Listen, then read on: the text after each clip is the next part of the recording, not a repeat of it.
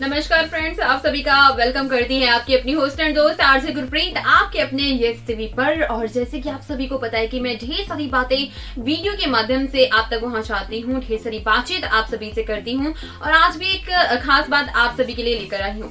कभी कभार क्या होता है दोस्तों कि जब हमारे ऊपर मुसीबत आती है ना, तब हम उस वक्त सोच नहीं पाते हैं कि हम क्या करें और हमें कोई ना कोई सोल्यूशन उसका चाहिए होता है, चाहे फिर वो कैसा ही क्यों ना हो, चाहे फिर उसका कोई रिजल्ट क्यों ना हो, बस हमें कोई जैसे ही सॉल्यूशन बताता है हम उस वक्त उस तरफ चल पड़ते हैं।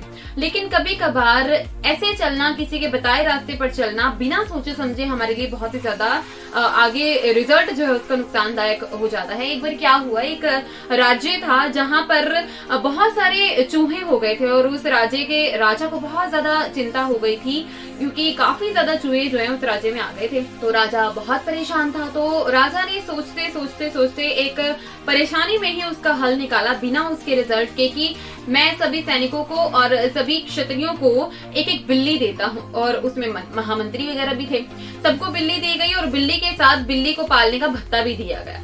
और अब जैसे कि चलो दिया तो गया, लेकिन मुसीबत जो है वो कम नहीं हो रही थी। खजाना खाली हुआ जा रहा था क्योंकि भत्ता हर महीने जाता होता था खजाने से, तो बहुत ही ज्यादा परेशानी हो रही थी। तो वहां पर जो उनका दूसरा राज्य मंत्री था ना, एक बार में तो उसने ये सोचा कि महाराज गलत कर रहे हैं, लेकिन उन्होंने कहा कि अभी ये सही समय नहीं है। अगर मैंने अब बोला तो राजा से कहेंगे कि तुम मेरी बात को गलत ठहरा रहे हो।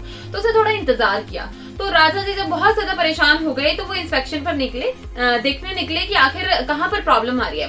तो जब वो सभी के घर गए, सभी की बिल्लियां जो हैं बहुत ही खूब मोटी ताजी थी, तकड़ी हो रखी थी, लेकिन उसमें से जिस मंत्री को ये लग रहा था कि राजा जी गलत कर रहे हैं, उनकी जो बिल्ली थी वो बहुत ही ज्यादा दुबली पतली, बहुत ही सुगड़ी हुई थी।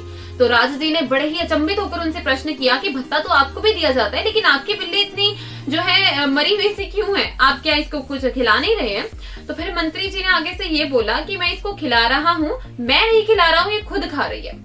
जो आप मुझे भत्ता देते हो वो तो मैं सेव कर लेता हूँ, लेकिन जब इसको भूख लगती है तो ये राज्य में से पकड़कर चूहे खा लेती है। तो वही राजा को समझ में आया कि किसी को भी भत्ता देने की कोई जरूरत नहीं थी, बल्कि बिल्लियां ही देनी चाहिए थी। बस उसके बाद से जो भत्ता है वो देना बंद हो गया और राज्य में एक के बाद एक जो चूहे हैं वो कम होने लगे। तो इस तरह से मुसीबत से जो वो राज्य है बाहर निकल गया और राजा भी काफी प्रसन्न हो गए। तो बस इन्हीं सभी बातों के साथ इसका कंक्लूजन, इसका मोरल यही निकलता है कहानी का, किस्से का, कि हमें हर एक मुसीबत को बहुत ही सोच समझकर उसमें से निकलना चाहिए, उसका सॉल्यूशन ढूंढना चाहिए। ऐसा ना हो कि मुसीबत में आके परेशान होकर हम कोई भी कदम उठाने को तैयार हो जाएं, लेकिन रिजल्ट जरूर सोचें कि आखिरकार में इसका क्या अंत होगा और हम किस तरह से इसको और मॉड्यूलेट करके अच्छे से इसमें से निकल सकते हैं। तो फ्रेंड्स, आप क्या कहते हैं इस बारे में? 9095 पर जरूर बताइएगा। मैं आपको मिलती हूँ ब्रेक के उस पर, अरे नहीं ब्रेक पर नहीं, नेक्स्ट वीडियो पे। तब तक के लिए आप कमेंट करिए ना, फिर चर्चा करेंगे उस पर। Bye and take care.